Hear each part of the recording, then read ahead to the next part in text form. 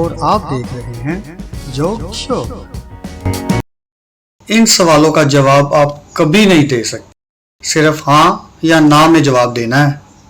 99% लोग इस सवाल का जवाब नहीं दे सके, तो चलिए स्टार्ट करते हैं।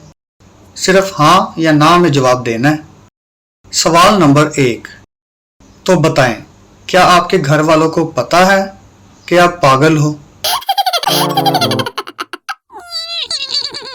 सवाल नंबर 2, शादी वाले दिन जूता छुपाने की रस्म सालियां अदा करती हैं, पर मस्जिद में जूता छुपाई की रस्म कौन साला अदा करता है?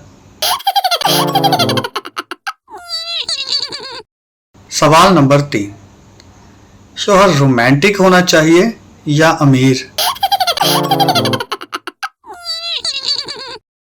अगर आपको इन सवालों में से किसी भी एक सवाल का भी जवाब आता है तो प्लीज कमेंट में लाजमी लिखिएगा और वीडियो को अपने दोस्तों के साथ शेयर भी जरूर कीजिएगा।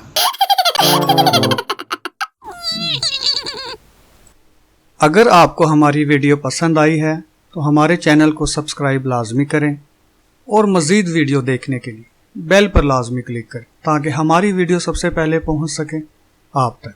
Thanks for watching.